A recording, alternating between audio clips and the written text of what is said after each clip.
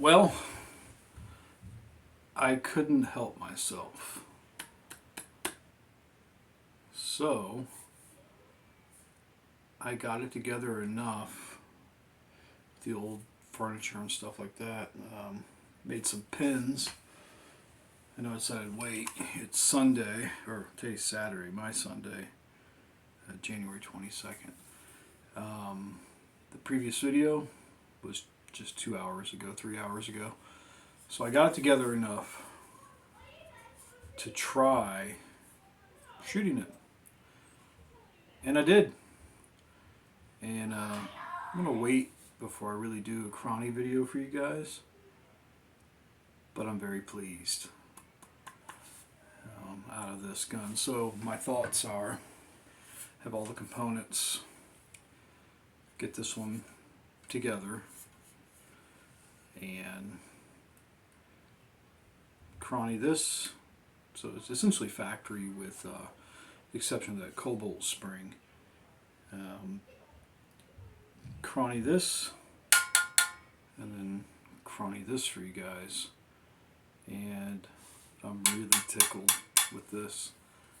I took it down to the basement, set it up, so I got some pins in it, machined up some pins for it, and this is not going to need brazed to this tube. Now mind you, there's slop in this, it's just pins, there's nothing cinching it together.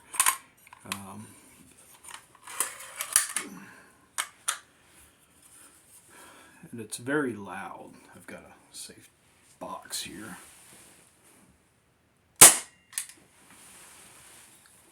It's pretty loud, to be quite honest. I think that's in part due to the abutment that I have.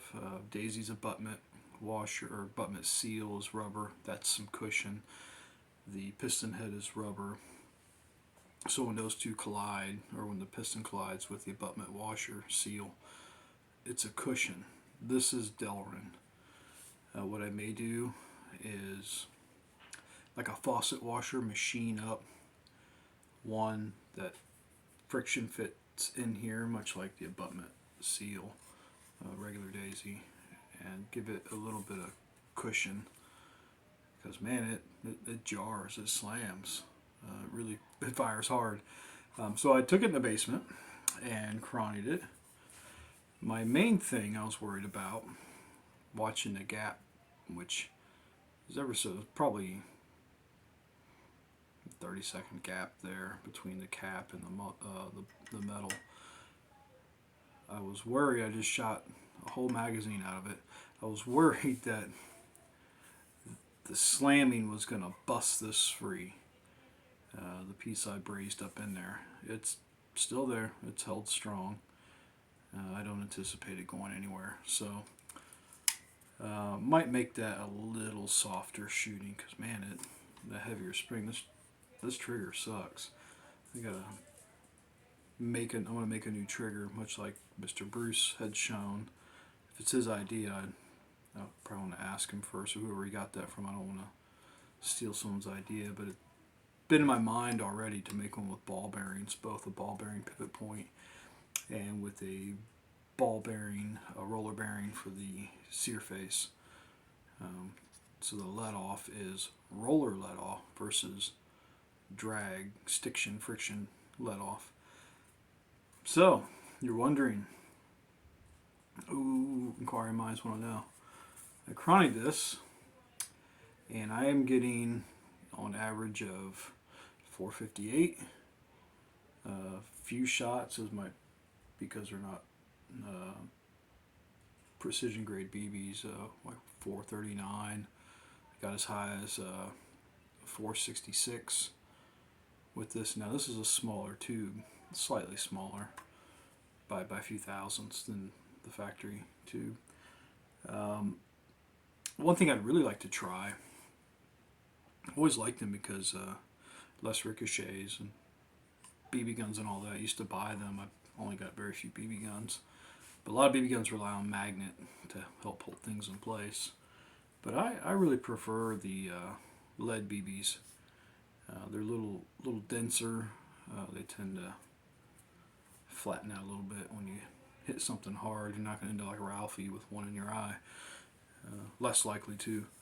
But I did get it together enough to shoot, and it was bugging me that I was being lazy and didn't machine up some pins to at least put it all together. But with this here, I know there's some holes in the top where I removed the factory barrel that was electro welded on there, but it's rock solid. And if I can show you how this pin design concept, it's really no different than the Red Riders that use this pin to secure the spring anchor, since they're all one piece versus a two-piece setup. This pin serves two purposes: anchors that spring anchor, and if we look inside there, oh, police flashlight's too bright. It also, the apex of that pin meets with the apex of the barrel. It holds it in place, holds it from flopping around. It'd be even more rigidity and security once I put the forend inside here and put a fastener on here.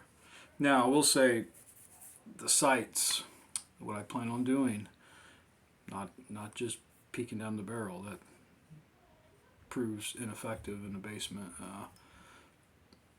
I'm going to take some brass tube that telescopically fits over this, machine it up to where it has a nice contour, put it over this, the front and the back,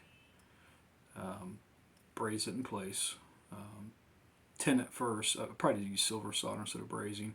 Tin it, slip it on, heat it up again, get it centered front and back, and the rear sight will mount on that, and the front sight will mount on that brass. And being an 1/8 inch wall, there's plenty of room to tap through that into this barrel, into the areas where it shouldn't interfere with compression cycle and all that. But it works. It shoots, and it shoots very, very, very hard. So I will get wood furniture from Mr. Bruce. Again, I know he's very busy.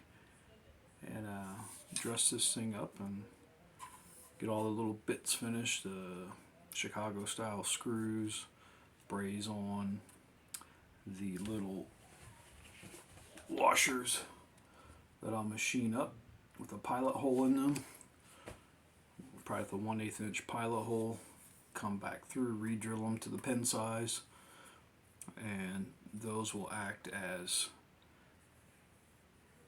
wall beefing supports on these load points, instead of relying on this it's about like 45 thousandths or so, 40 thousandths cold rolled steel. But that's the last update for today. I'm going to probably take a few days, focus on work and whatnot, and home life and stuff, and I'll get back at cracking with this. But when it's finished, I will do a full chrony video for you guys.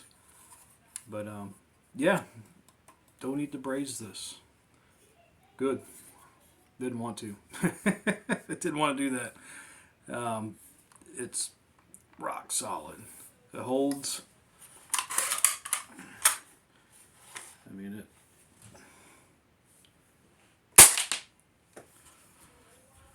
Don't worry, it did bounce through my thing here.